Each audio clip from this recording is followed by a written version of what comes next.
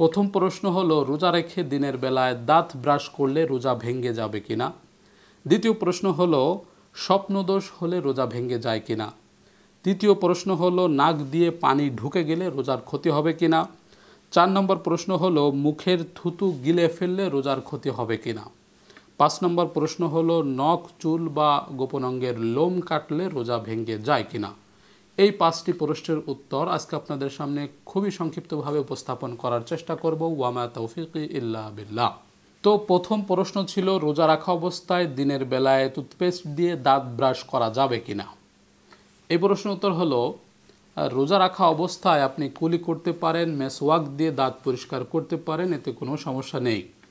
তবে আমরা যে টুথপেস্ট দিয়ে দাঁত ব্রাশ করে থাকি, এই টুথপেস্টের মাধ্যমে কিছু কেমিক্যাল আমাদের মুখে ফেনা উৎপন্ন করে এবং সেটা কিছু গন্ধ এবং স্বাদ মুখের মধ্যে একটা লালা ঝরায়, যেটা সহজেই কণ্ঠনালীর মধ্যে প্রবেশ করে যেতে পারে, আশঙ্কা আছে।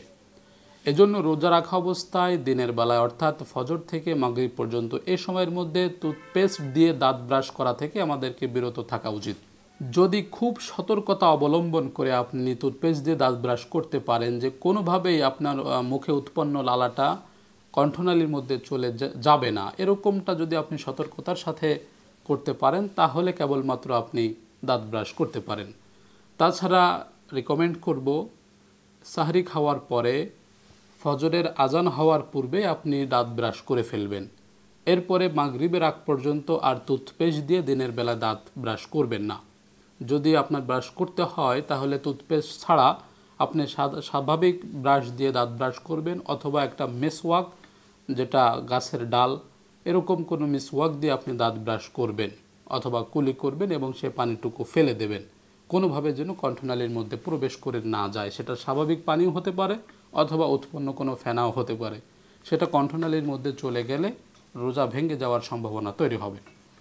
2 নম্বর প্রশ্ন ছিল স্বপ্নদোষ হইলে রোজা রাখা অবস্থায় দিনের বেলা স্বপ্নদোষ হইলে রোজা ভেঙে যাবে কিনা। এই প্রশ্নের উত্তর হলো রোজা রাখা অবস্থায় দিনের বেলায় ঘুমানোর কারণে অনেকে স্বপ্নে, যে আমরা যে স্বপ্নদোষ বলি, স্বপ্নে বীর্যপাত হয়ে যাওয়া, খারাপ কোনো কিছু দেখা, এর মাধ্যমে রোজা ভেঙে যায় না। তবে সতর্ক থাকতে হবে, আপনি যদি ইচ্ছাকৃতভাবে বীর্যপাত ঘটান আর সেটাকে যদি আপনি অনাকাঙ্ক্ষিত মনে করেন তাহলে কিন্তু হবে না। এরকম অনেক সময় হতে পারে যে শয়তানের ওয়াসওয়াসার কারণে আপনি হয়তো মোবাইল, কম্পিউটার, ল্যাপটপে খারাপ কোনো দৃশ্য দেখেছেন বা বাহিরের রাস্তায় খারাপ কোনো দৃশ্য দেখার কারণে আপনার কামভাব তৈরি হয়েছে এবং সে কারণে আপনি ইচ্ছাকৃতভাবে বীর্যপাত ঘটিয়ে ফেলেছেন বা অনিচ্ছাকৃতভাবে বীর্যপাত ঘটে গেছে, তাহলেও কিন্তু আপনার রোজা ভেঙে যাওয়ার সম্ভাবনা আছে। এজন্য রোজা রাখা অবস্থায় এই সমস্ত ফাহেসা কাজ থেকে, অশ্লীল কাজ থেকে নিজেকে নিয়ন্ত্রণ করতে হবে। কোনোভাবে বীর্যপাত ঘটিয়ে যদি ফেলেন তাহলে রোজা ভেঙে যাবে, আর যদি সেটা স্বপ্নদোষ হয় তাহলে রোজা ভেঙে যাবে না। আপনি ফরজ গোসল করে ফেলবেন কিন্তু রোজাটা কন্টিনিউ করবেন, রোজার কোনো ক্ষতি হবে না। 3 নম্বর প্রশ্ন ছিল নাক দিয়ে পানি ঢুকে গেলে রোজা ভেঙে যায় কিনা। এই প্রশ্নের উত্তর হলো নাক দিয়ে পানি ঢুকলেও সেটা কণ্ঠনালীর মধ্যে প্রবেশ করে যায়। এজন্য রোজা রাখা অবস্থায় কোনোভাবে যেন নাক দিয়ে পানি ঢুকে না যায় সেজন্য সতর্কতা অবলম্বন করার কথা হাদিসে আছে।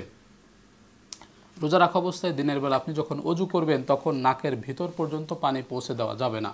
আপনি হাত ভিজিয়ে তারপরে নাকের ভিতরে পরিষ্কার করবেন, যথেষ্ট হয়ে যাবে। এবং গোসল করার সময় সতর্ক থাকতে হবে যে পানিতে ডুব দেওয়ার কারণে অথবা পানি ঢেলে দেওয়ার মাধ্যমে নাক দিয়ে যেন পানিটা ভিতরে প্রবেশ না করে যায়। যদি আপনি সেটা ইচ্ছাকৃতভাবে ঢুকিয়ে ফেলেন তাহলে কিন্তু রোজা ভেঙে যাবে, আর অনিচ্ছাকৃতভাবে ভুলবশত হয়ে গেলে আল্লাহ হয়তো মাফ করে দেবেন। তবে সতর্ক থাকতে হবে যেন কোনোভাবেই নাকের মধ্যে দিয়ে পানি ভিতরে ঢুকে না যায়। এরপরে 4 নম্বর প্রশ্ন ছিল মুখের থুতু গিলে ফেললে রোজা ভেঙে যাবে কিনা। এই প্রশ্নের উত্তর হলো আমরা স্বাভাবিক নিয়মে কথা বললে বা কথা না বললেও জিহ্বার একটা লালা তৈরি হয়, এই লালাটা মাঝে মাঝে আমরা গিলে ফেলি। এই গিলে ফেলার কারণে রোজা ভেঙে যাবে না। তবে মনে রাখতে হবে আপনি যদি মুখের দ্বারা কোনো কিছু করেন, কোনো একটা সুতা কাটতেছেন অথবা কোনো কিছু একটা কামড় দিয়ে ভেঙে দিচ্ছেন কিন্তু খাবারের উদ্দেশ্যে না, কিন্তু আপনি মুখটা ব্যবহার করতেছেন, দাঁতটা ব্যবহার করতেছেন কোনো কিছু কাটার জন্য, কোনো কিছু কামড়িয়ে দেওয়ার জন্য, কিন্তু এ থেকে হতে পারে কি বাইরে থেকে কোনো কিছু হয়তো আপনার মুখে ঢুকে যেতে পারে। এবং মুখে যে লালা উৎপন্ন হয়েছে, থুতু উৎপন্ন হয়েছে, সেই থুতুর সাথে সেটা ভিতরে চলে যাইতে পারে। এজন্য সতর্কতা অবলম্বন করতে হবে। মুখে যদি কোনো সময় কোনো পোকামাকড়, ধুলোবালি, ইট পাথর ইত্যাদি কোনো জাতীয় কোনো কিছু যদি মুখের মধ্যে আটকে যায় বা মুখের মধ্যে ঢুকে যায়, তাহলে সেটা কুলি করে ফেলে দিতে হবে। সেটা যদি আপনার থুতুর সাথে, লালার সাথে ভিতরে চলে যায়, তাহলে রোজা ভেঙে যাবে।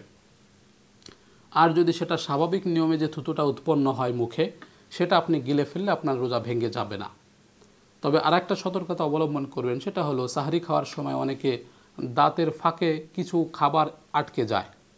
সেটা দিনের বেলায় দেখা গেল যে জিহ্বা আস্তে আস্তে জিহ্বা দিয়ে নাড়ানোর কারণে সেই খাবারটা আস্তে আস্তে মুখের মধ্যে বের হয়ে আসে, দাঁতের ফাঁক থেকে মুখের মধ্যে বের হয়ে আসে। তখন সেটা আপনি কুলি করে বা থুতু নিক্ষেপ করে ফেলে দিতে হবে। সেটা যদি আপনি গিলে ফেলেন, রোজা ভেঙে যাবে। তবে এরকম কোনো খাদ্যপণ্য ভিতরে নেই, স্বাভাবিক নিয়মিত কথা বলার কারণে বা স্বাভাবিক কারণে মুখে থুতু উৎপন্ন হয়েছে, সেই থুতুটা বারবার ফেলে দিতে হবে না। সেই থুতুটা গিলে ফেললে রোজার কোনো ক্ষতি হয় না, রোজা ভেঙে যায় না। এরপর শেষ প্রশ্ন, 5 নম্বর প্রশ্ন, সেটা হলো রোজা রাখা অবস্থায় দিনের বেলায় নখ, চুল, গোপন অঙ্গের লোম ইত্যাদি এগুলো কাটার বিধান। এ বিষয়ে সুস্পষ্ট জবাব হলো, রোজা রাখা অবস্থায় চুল কাটলে, নখ কাটলে বা গোপন অঙ্গের লোম কাটলে রোজার কোনো ক্ষতি হয় না। এই অবাঞ্ছিত পশমগুলো, চুলগুলো এগুলো কেটে ফেলে দিবেন, তাতে রোজার কোনো ক্ষতি হবে না। আশা করি আমি আপনাদেরকে সংক্ষিপ্তভাবে বিষয়গুলো বোঝাতে সক্ষম হয়েছি। আল্লাহ রাব্বুল আলামিন আমাদেরকে যথাসাধ্য চেষ্টা করে সবগুলো আমল করার তৌফিক দান করুন। আমিন। ওয়া আখির দাওয়ানা আনিল হামদুলিল্লাহি রাব্বিল আলামিন। আসসালামু আলাইকুম ওয়া রাহমাতুল্লাহি ওয়া বারাকাতুহু।